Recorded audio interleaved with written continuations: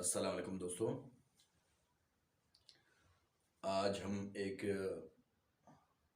यानी कि सबसे पहले मैं बताता हूँ कि हमने एक वर्ब्स की सीरीज़ शुरू किया हुआ है और ये वर्ब्स की छठी वीडियो है। सही है, ये वर्ब्स के बारे में छठी वीडियो है। और एक और बात मैं आपको बता दूँ कि ये जो वीडियो है ये मेरे YouTube चैनल पे मौजूद होगी इंशाल्लाह। इसके अलावा 3 और ज़ुबानों में मौजूद होगी, यानी कि बिरावी में भी, बलोची में भी और इंग्लिश में भी। सही है। और आज के वीडियो में हम पढ़ेंगे प्राइमरी ऑक्सिलरी। सही है, बोले या बोले हेल्पिंग वर्ब। सही है, यानी कि ऑक्सिलरी वर्ब, हेल्पिंग वर्ब एक ही है। और असल में हेल्पिंग वर्ब्स के 2 इकसाम हैं, एक है प्राइमरी ऑक्सिलरी, एक है मॉडल ऑक्सिलरी। तो मॉडल ऑक्सिलरी के बारे में फिर कभी इंशाल्लाह पढ़ेंगे एक दूसरे वीडियो में। आज की वीडियो में हम पढ़ते हैं प्राइमरी ऑक्सिलरी के बारे में। सही है, तो अभी ये जानते हैं कि प्राइमरी ऑक्सिलरी क्या होते हैं, यानी कि हेल्पिंग वर्ब्स क्या होते हैं। हेल्पिंग वर्ब्स वो वर्ब्स होते हैं जो मेन वर्ब को हेल्प करते हैं, मेन वर्ब की मदद करते हैं। किस चीज़ में? मेन वर्ब की टेंस ज़ाहिर करने में, जेंडर ज़ाहिर करने में, नंबर ज़ाहिर करने में। सही है, टेंस ज़ाहिर करने में यानी कि वाज वर, यानी कि पास्ट, प्रेजेंट, फ्यूचर, इस तरह ज़ाहिर करने में। और नंबर ज़ाहिर करने में यानी कि सिंगुलर प्लूरल सब्जेक्ट में, यानी कि वी, यू, दे। सही है, प्लूरल। और ही, शी, इट, अली सिंगुलर, इस तरह से नंबर ज़ाहिर करने के लिए एक्सक्यूज मी। और उसके अलावा जेंडर ज़ाहिर करने के लिए, यानी कि ही, शी। सही है, ही यानी कि मुज़क्किर, शी मुअन्निस। और इसके बाद यानी कि सबसे बड़ा इनका जो किरदार है वो यानी कि टाइम ज़ाहिर करते हैं, वक्त ज़ाहिर करते हैं। सही है, टेंस ज़ाहिर करते हैं हेल्पिंग वर्ब्स। सही है, तो आज हम पढ़ेंगे उनके बारे में, हेल्पिंग वर्ब्स के बारे में, यानी कि ऑक्सिलरी वर्ब्स के बारे में। और उसके साथ साथ हम यानी कि थोड़ा बहुत लिंकिंग वर्ब्स के बारे में पढ़ेंगे, क्योंकि लिंकिंग वर्ब भी इन्हीं से मिलता जुलता एक यानी कि ग्रामर है। तो इसीलिए मतलब ऐसा मतलब हम सोचेंगे कि एक तीर से 2 शिकार हो, यानी कि वैसे ही बोर्ड पर लिखे हुए सारी चीज़ें लिखे हुए तो उससे अच्छा है कि 2 ग्रामर क्यों ना पढ़ा जाए। सही है, तो ये बात हो गई। अभी यहाँ आप देख भी सकते हैं कि the kinds of verb part 6। सही है, ये वर्ब की छठी वीडियो है, ऐसे मैंने पहले बताया। तो और मेरी वीडियोस अगर आप यानी कि देखना चाहते हैं तो आप मेरे यूट्यूब चैनल विजिट कर सकते हैं। सही, चैनल का नाम है नवाब खियाजी, NAWABKIAZI। सही है, तो अभी देखते हैं कि वर्ब की आई मीन हेल्पिंग वर्ब की कितनी इकसाम है।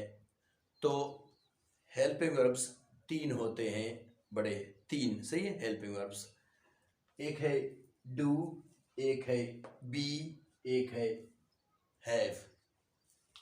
सही, तो अभी चलते हैं डू की तरफ। डू की मैं बात आपको बता दूं, वो ये है कि डू या डज ये प्रेजेंट सिंपल के सादा जुमलों में इस्तेमाल नहीं होती। सही है, अमूमन इस्तेमाल नहीं होती। हाँ, एक एक जुमला हो सकते हैं एक्सेप्शनल केसेस, लेकिन अमूमन डू डज प्रेजेंट सिंपल के सादा जुमलों में इस्तेमाल नहीं होते। प्रेजेंट सिंपल बोले या प्रेजेंट इंडिफिनिट बोले, एक ही है। सही, ये होते हैं सिर्फ 2 जगहों पर। सही है, एक नेगेटिव सेंटेंसेस में, मनफी जुमलों में, और एक क्वेश्चनरी सेंटेंसेस में, यानी कि इंट्रोगेटिव सेंटेंसेस में। सही है, ये 2 जगह पे इस्तेमाल होते हैं। तो यहाँ जो सब्जेक्ट है आई, यू, वी, दे, सही, गो होता है, और यहाँ शुरू में इसका डू। सही है। तो क्वेश्चनरी जुमला पढ़ते हैं, अभी इंट्रोगेटिव जुमला पढ़ते हैं। Do I go, do you go, do we go, do they go. सही है। अभी इसका दूसरा यानी कि सिस्टम है, यानी कि डज वाला। सही है। तो इन सब्जेक्ट के साथ डज लगता है। सही है। Does he, she, it, Ali go. सही है। Does he go, does she go, does it go, does Ali गो।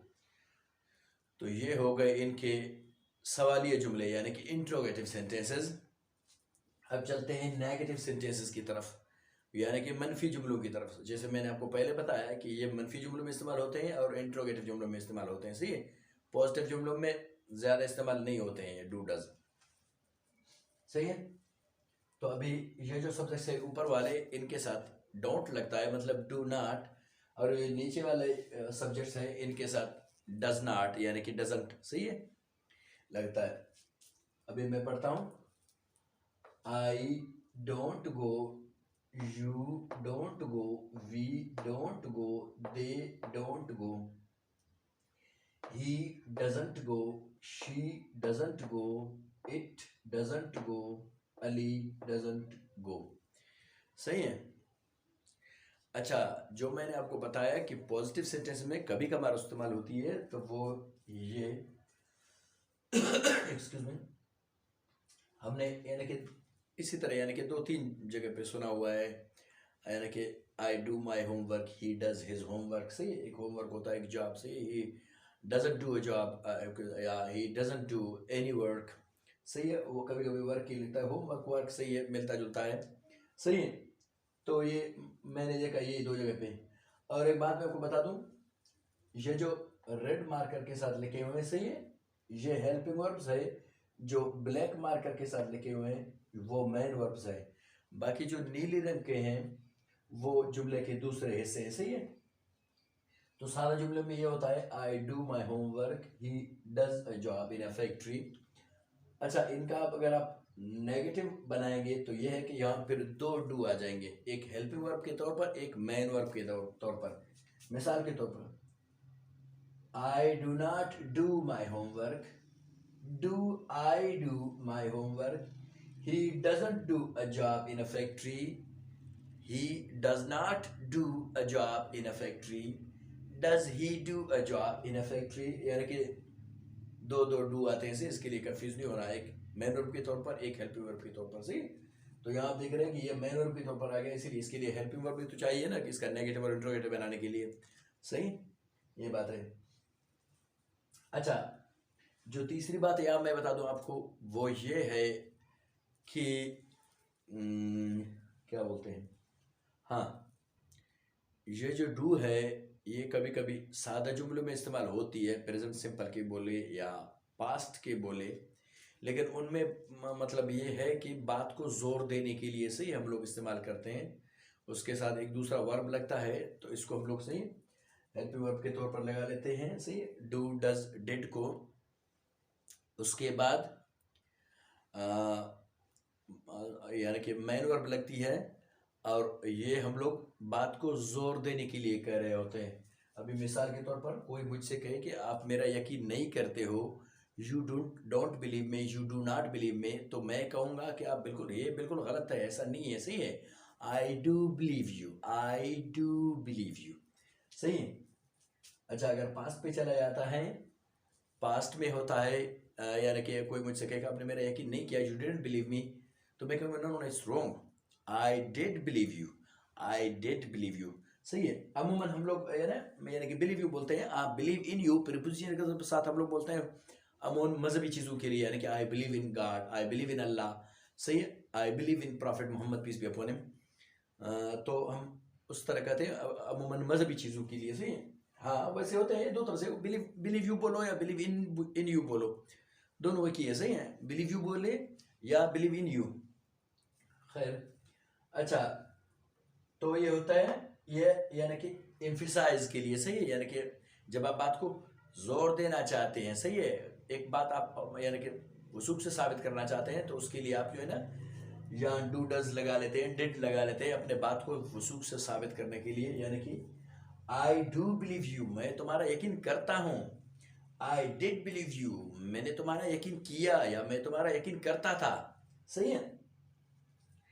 अच्छा, इसमें एक बात मैं आपको और बता दूं, वो ये है कि जब कभी डू डज या डिड लग जाए तो वर्ब की फर्स्ट फॉर्म यूज होती है, ये याद रखे हर हमेशा, चाहे पास्ट सिंपल हो चाहे प्रेजेंट सिंपल हो। सही है।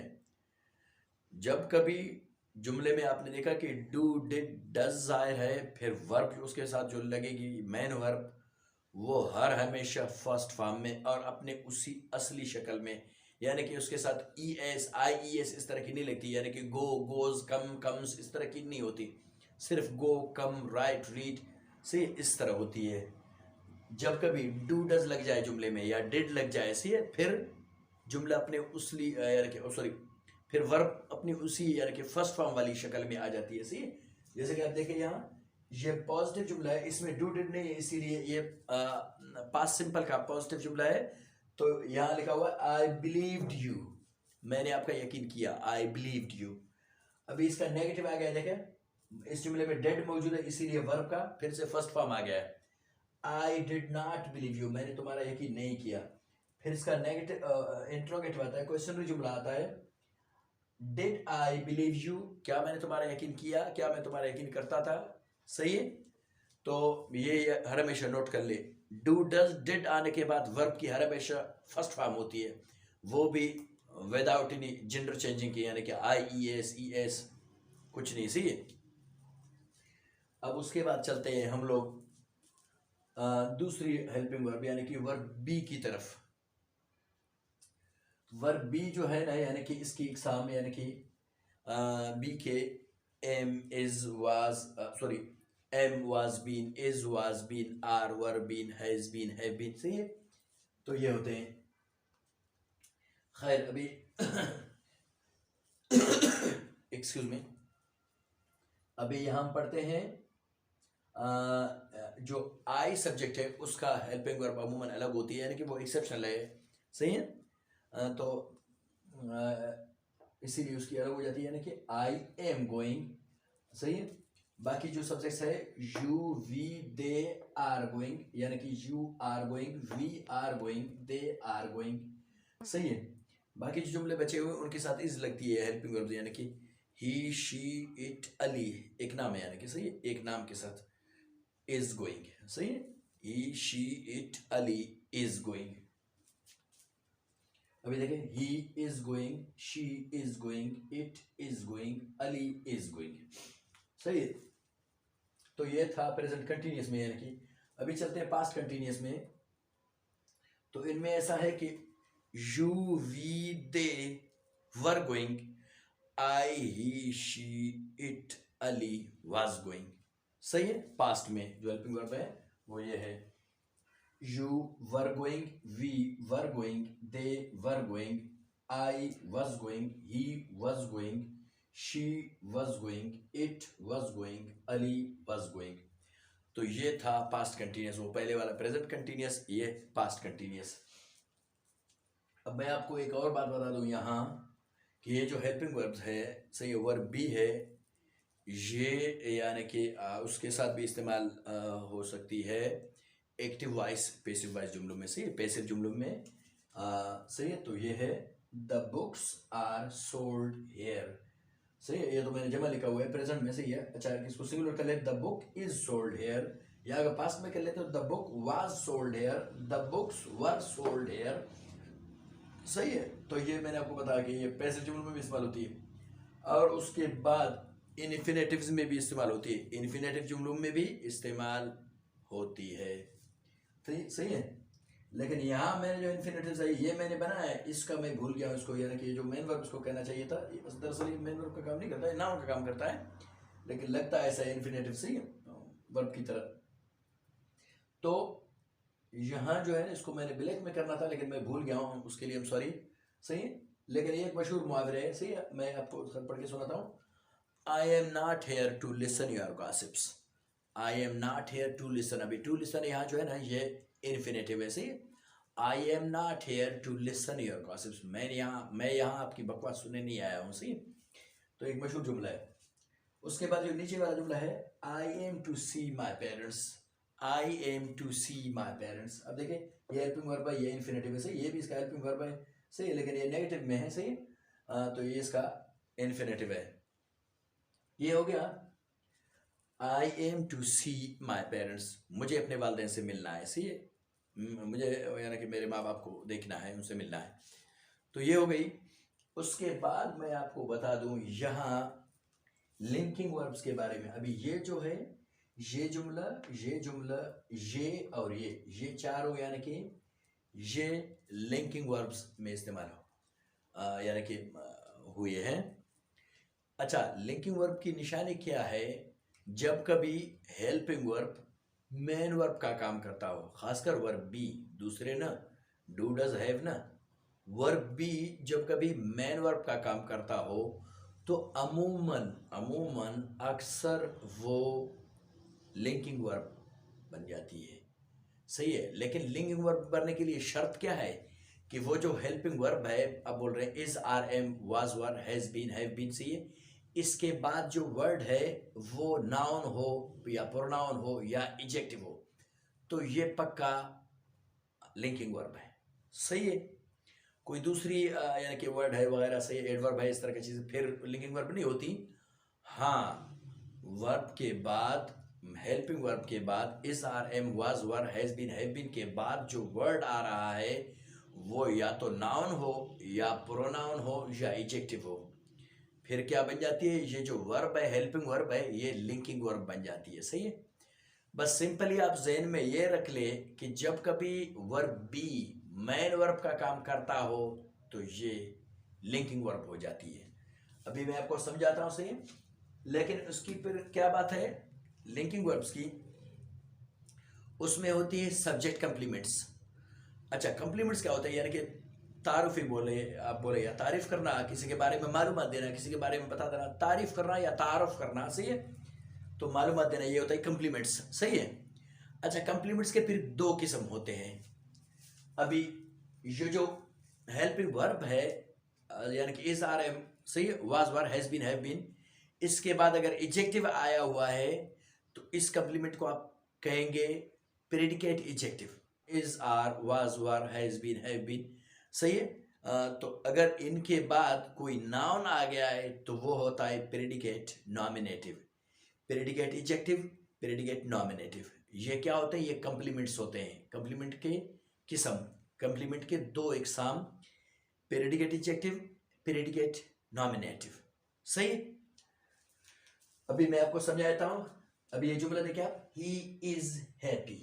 अभी हैप्पी एडजेक्टिव है तो हम इसको बोलेंगे, क्या बोलेंगे?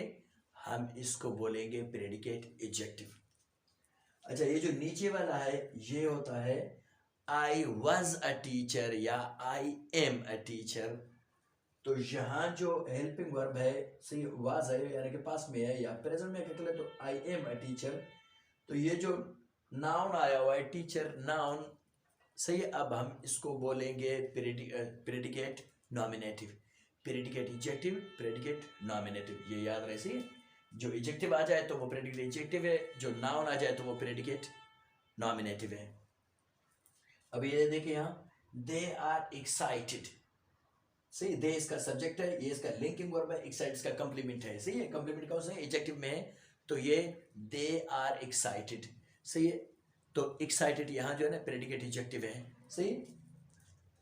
अच्छा, वी हैव बीन सिक या आई हैव बीन सिक, सही, आई सब्जेक्ट है, हैव बीन इसका यानी कि हेल्पिंग वर्ब बोले, लिंकिंग वर्ब बोले, और सिक उसका जो है ना कंप्लीमेंट है।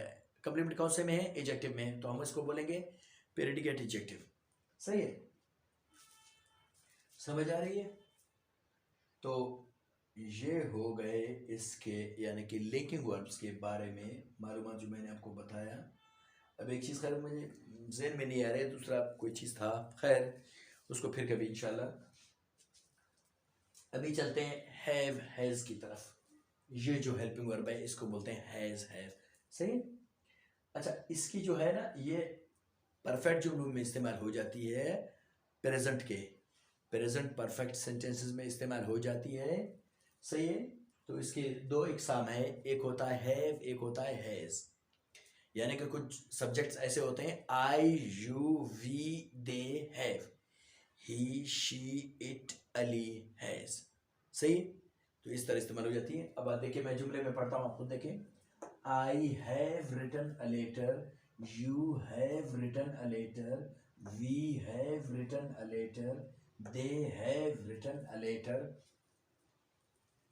अच्छा, अभी दूसरे सब्जेक्ट आप देखें। He has written a letter, she has written a letter, it has written a letter, Ali has written a letter.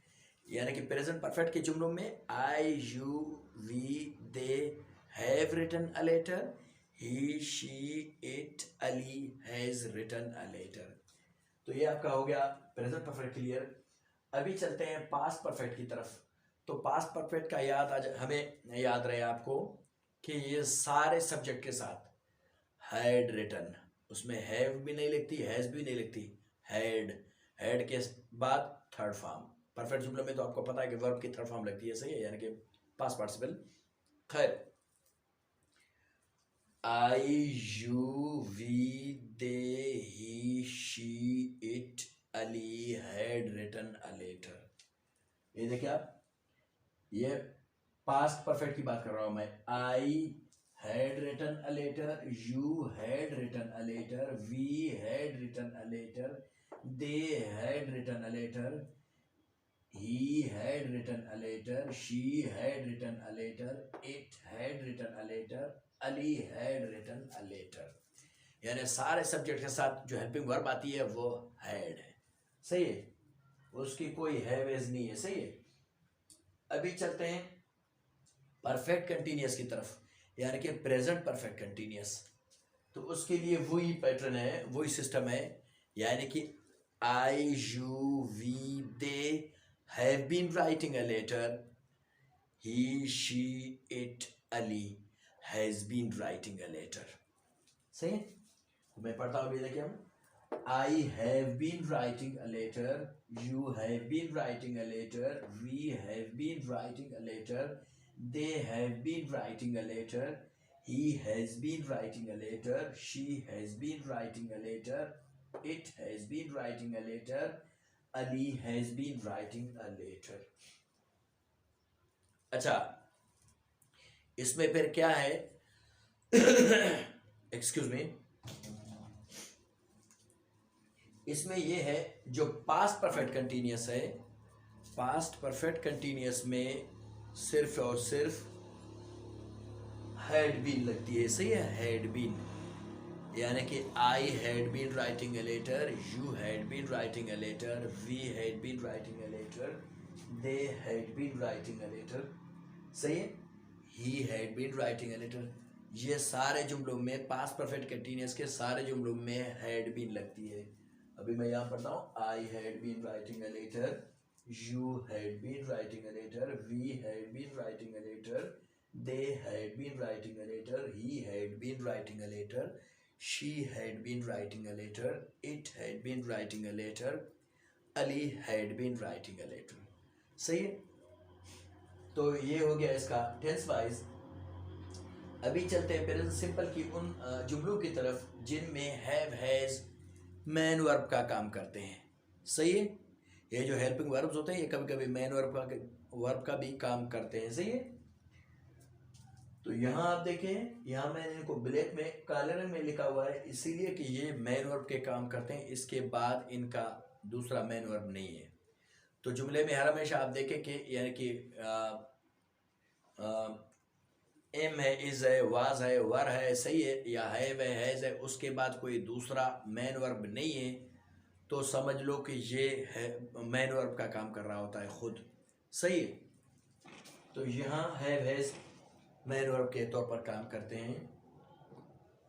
तो आप देखें, यानी कि जब हम इनको मैन वर्ब के तौर पर इस्तेमाल करते हो तो उनका यही पैटर्न है, पहले वाला जो मैंने परफेक्ट का नहीं बताया था वही है। प्रेजेंट परफेक्ट में जिस तरह इस्तेमाल होते हैं, तो इस तरह यानी कि पोजीशन ऐड करने के लिए भी ये ऐसे ही इस्तेमाल होते हैं। यानी कि I you we they have आकार, ही शी इट अली हैज आकार। सही, आई यू वी दे हैव आकार, ही शी इट अली हैज आकार। अब मैं पढ़ता हूँ, I have आकार, you have आकार, we have आकार, they have आकार। अच्छा, he has आकार, she has आकार, it has आकार, Ali has आकार। अच्छा, ये होता है यानी कि ये दोनों जुमले थे प्रेजेंट के बारे में। अगर आप पास्ट के बारे में जाए तो पास्ट में सिर्फ हैड इस्तेमाल होती है पोजीशन जाहिर करने के लिए, यानी कि I you we they he she it Ali had a car. सही, उसमें है वेज नहीं है पास्ट में, यानी कि मेरे पास कार होता था या हुआ करता था या हो गया, इस तरह का कोई जुमला अगर आप बनाए तो इन सारे जो है ना पास्ट में जितने सारे सब्जेक्ट्स हैं सब के साथ हैड लग जाती है, उसके बाद जो नाउन आप दिखाना चाहे वो हो सकता है। सही है, तो मेरे ख्याल से मैं उम्मीद करता हूँ आज के लिए यही काफ़ी है इंशाल्लाह। तो ज़िंदगी में फिर कभी किसी दूसरे यानी कि दूसरे नए वीडियो के साथ और यानी कि नए ग्रामेटिकल पॉइंटिंग के साथ से मिलेंगे, और तब तक के लिए अल्लाह ने के बाद।